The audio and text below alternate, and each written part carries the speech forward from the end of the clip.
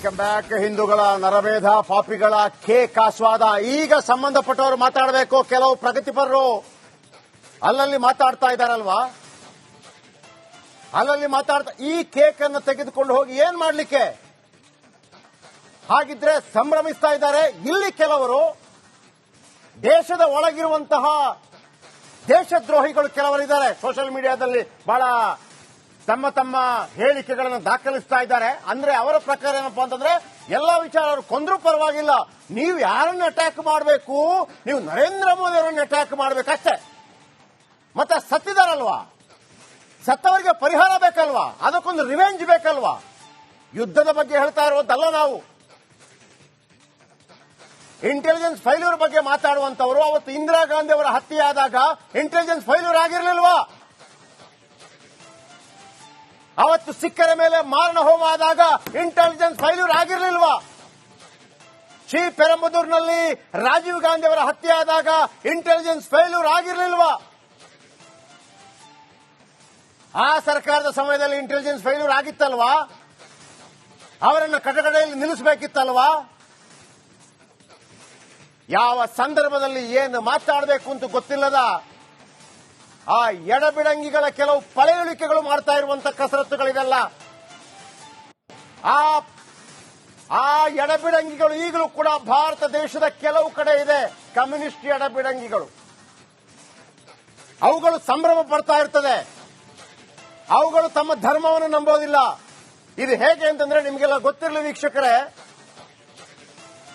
1975ರಲ್ಲಿ ಅಮಿತಾಬ್ ಬಚ್ಚನ್ ಅವರ ದೀವಾರ್ ಅನ್ನುವಂತ ಒಂದು ಸಿನಿಮಾ ಬಂದಿತ್ತು. ದೀವಾರ್ ಅನ್ನುವಂತ ಸಿನಿಮಾ, ಅದರಲ್ಲಿ ಅಮಿತಾಬ್ ಬಚ್ಚನ್ ಚಿತ್ರದ ನಾಯಕ ಆತ ದೇವಸ್ಥಾನಕ್ಕೆ ಹೋಗೋದಿಲ್ಲ, ದೇವರನ್ನು ನಂಬೋದಿಲ್ಲ, ದೇವರಿಗೆ ಕೈ ಮುಗಿಯೋದಿಲ್ಲ, ವಾವಾ.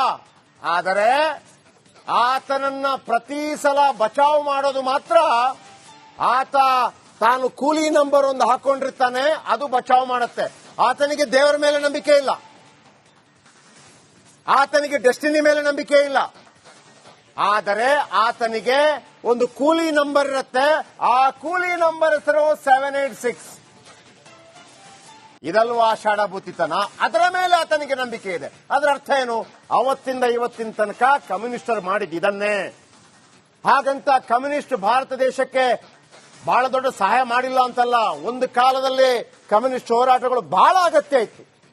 ಆದರೆ ಆ ಪಳೆಯುಳಿಕೆಗಳು ಮುಗೀತಾ ಮುಗೀತಾ ಮುಗೀತಾ ಅವುಗಳಲ್ಲಿ ಕೆಲವು ಈಗ ಕಾಂಗ್ರೆಸ್ನಲ್ಲಿ ಬಂದು ಸೇರ್ಕೊಂಡಿವೆ. ಅವುಗಳ ಆಟಾಟೋಪ. ಹೌದು, ವಿರೋಧ ಪಕ್ಷವಾಗಿ ಮಾಡ್ತಾ ಇರಬೇಕಾದವರು ಯಾಕೆ ಒಂದು ಆಮರಣ ಅಂತ ಉಪವಾಸ ಮಾಡಬಾರದು? ಇದರ ಬಗ್ಗೆ ಇಂಟೆಲಿಜೆನ್ಸ್ ಫೇಲ್ಯೂರ್ ಆಗಿದೆ, ರಾಜೀನಾಮೆ ಕೊಡಬೇಕು ಅಂತೇಳಿ ಒಂದು ಆಮರಣ ಅಂತ ಉಪವಾಸ ಮಾಡಿ ವಿರೋಧ ಪಕ್ಷಗಳು.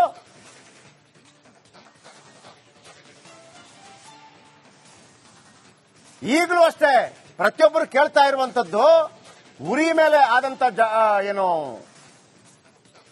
ಪ್ರಹಾರ, ಪುಲ್ವಾಮಾ ದಾಳಿಯ ನಂತರ ನೀವೇನು ಸರ್ಜಿಕಲ್ ಸ್ಟ್ರೈಕ್, ಏರ್ ಸ್ಟ್ರೈಕ್ ಎಲ್ಲ ಮಾಡಿದ್ರಿ. ಈ ಬಾರಿ 28 ಜನ. ನೀವು ಹೇಳಿದ್ರಲ್ವಾ 1 ತಲೆಗೆ 10 ತಲೆ ಅಂತ ಹೇಳಿ, ತನ್ನಿಂತಲೇ ಕೇಳ್ತಿರೋದು.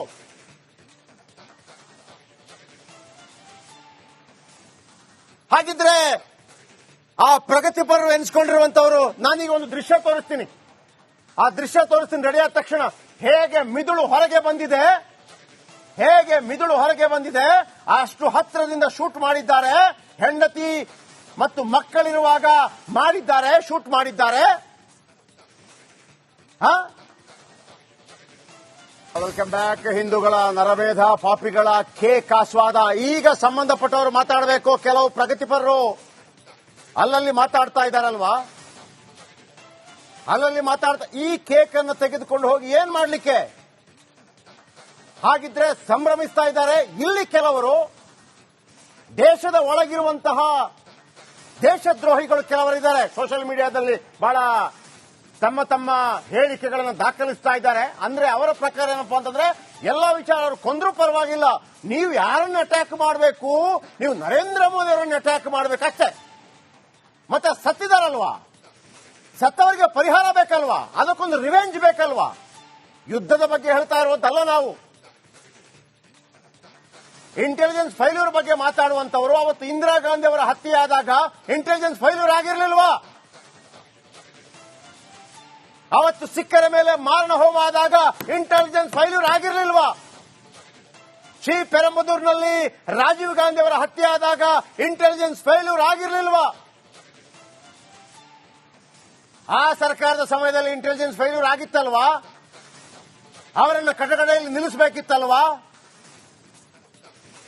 ಯಾವ ಸಂದರ್ಭದಲ್ಲಿ ಏನು ಮಾತಾಡಬೇಕು ಅಂತ ಗೊತ್ತಿಲ್ಲದ ಆ ಎಡಬಿಡಂಗಿಗಳ ಕೆಲವು ಪಳೆಯುಳಿಕೆಗಳು ಮಾಡ್ತಾ ಇರುವಂತಹ ಕಸರತ್ತುಗಳಿವೆಲ್ಲ. ಆ ಎಡಬಿಡಂಗಿಗಳು ಈಗಲೂ ಕೂಡ ಭಾರತ ದೇಶದ ಕೆಲವು ಕಡೆ ಇದೆ. ಕಮ್ಯುನಿಸ್ಟ್ ಎಡಬಿಡಂಗಿಗಳು, ಅವುಗಳು ಸಂಭ್ರಮ ಪಡ್ತಾ ಇರ್ತದೆ. ಅವುಗಳು ತಮ್ಮ ಧರ್ಮವನ್ನು ನಂಬೋದಿಲ್ಲ. ಇದು ಹೇಗೆ ಅಂತಂದ್ರೆ ನಿಮಗೆಲ್ಲ ಗೊತ್ತಿರಲಿ ವೀಕ್ಷಕರೇ, 1975ರಲ್ಲಿ ಅಮಿತಾಬ್ ಬಚ್ಚನ್ ಅವರ ದೀವಾರ್ ಅನ್ನುವಂತ ಒಂದು ಸಿನಿಮಾ ಬಂದಿತ್ತು. ದೀವಾರ್ ಅನ್ನುವಂತ ಸಿನಿಮಾ, ಅದರಲ್ಲಿ ಅಮಿತಾಬ್ ಬಚ್ಚನ್ ಚಿತ್ರದ ನಾಯಕ ಆತ ದೇವಸ್ಥಾನಕ್ಕೆ ಹೋಗೋದಿಲ್ಲ, ದೇವರನ್ನು ನಂಬೋದಿಲ್ಲ, ದೇವರಿಗೆ ಕೈ ಮುಗಿಯೋದಿಲ್ಲ, ವಾ. ಆದರೆ ಆತನನ್ನ ಪ್ರತಿ ಸಲ ಬಚಾವ್ ಮಾಡೋದು ಮಾತ್ರ ಆತ ತಾನು ಕೂಲಿ ನಂಬರ್ ಒಂದು ಹಾಕೊಂಡಿರ್ತಾನೆ, ಅದು ಬಚಾವ್ ಮಾಡುತ್ತೆ. ಆತನಿಗೆ ದೇವರ ಮೇಲೆ ನಂಬಿಕೆ ಇಲ್ಲ, ಆತನಿಗೆ ಡೆಸ್ಟಿನಿ ಮೇಲೆ ನಂಬಿಕೆ ಇಲ್ಲ. ಆದರೆ ಆತನಿಗೆ ಒಂದು ಕೂಲಿ ನಂಬರ್ ಇರುತ್ತೆ, ಆ ಕೂಲಿ ನಂಬರ್ ಹೆಸರು 786. ಇದಲ್ವಾ ಶಾಡಭೂತಿತನ? ಅದರ ಮೇಲೆ ಆತನಿಗೆ ನಂಬಿಕೆ ಇದೆ. ಅದರ ಅರ್ಥ ಏನು? ಅವತ್ತಿಂದ ಇವತ್ತಿನ ತನಕ ಕಮ್ಯುನಿಸ್ಟರು ಮಾಡಿದ ಇದನ್ನೇ. ಹಾಗಂತ ಕಮ್ಯುನಿಸ್ಟ್ ಭಾರತ ದೇಶಕ್ಕೆ ಬಹಳ ದೊಡ್ಡ ಸಹಾಯ ಮಾಡಿಲ್ಲ ಅಂತಲ್ಲ. ಒಂದು ಕಾಲದಲ್ಲಿ ಕಮ್ಯುನಿಸ್ಟ್ ಹೋರಾಟಗಳು ಬಹಳ ಅಗತ್ಯ ಇತ್ತು. ಆದರೆ ಆ ಪಳೆಯುಳಿಕೆಗಳು ಮುಗೀತಾ ಮುಗೀತಾ ಮುಗೀತಾ ಅವುಗಳಲ್ಲಿ ಕೆಲವು ಈಗ ಕಾಂಗ್ರೆಸ್ನಲ್ಲಿ ಬಂದು ಸೇರ್ಕೊಂಡಿವೆ. ಅವುಗಳ ಆಟಾಟೋಪ. ಹೌದು, ವಿರೋಧ ಪಕ್ಷವಾಗಿ ಮಾಡ್ತಾ ಇರಬೇಕಾದವರು ಯಾಕೆ ಒಂದು ಆಮರಣ ಅಂತ ಉಪವಾಸ ಮಾಡಬಾರದು? ಇದರ ಬಗ್ಗೆ ಇಂಟೆಲಿಜೆನ್ಸ್ ಫೇಲ್ಯೂರ್ ಆಗಿದೆ, ರಾಜೀನಾಮೆ ಕೊಡಬೇಕು ಅಂತೇಳಿ ಒಂದು ಆಮರಣ ಅಂತ ಉಪವಾಸ ಮಾಡಿ ವಿರೋಧ ಪಕ್ಷಗಳು.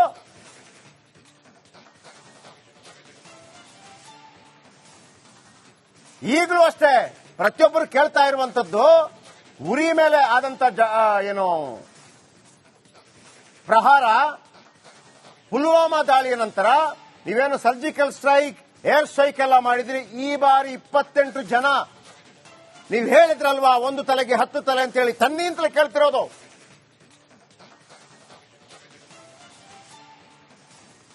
ಹಾಗಿದ್ರೆ ಆ ಪ್ರಗತಿಪರರು ಎನ್ಸ್ಕೊಂಡಿರುವಂತವರು, ನಾನೀಗ ಒಂದು ದೃಶ್ಯ ತೋರಿಸ್ತೀನಿ. ಆ ದೃಶ್ಯ ತೋರಿಸ್ತೀನಿ, ರೆಡಿಯಾದ ತಕ್ಷಣ ಹೇಗೆ ಮಿದುಳು ಹೊರಗೆ ಬಂದಿದೆ, ಹೇಗೆ ಮಿದುಳು ಹೊರಗೆ ಬಂದಿದೆ, ಅಷ್ಟು ಹತ್ತಿರದಿಂದ ಶೂಟ್ ಮಾಡಿದ್ದಾರೆ.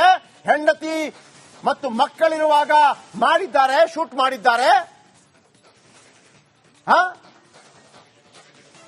Welcome back. ಹಿಂದೂಗಳ ನರಮೇಧ, ಪಾಪಿಗಳ ಕೇಕ್ ಆಸ್ವಾದ.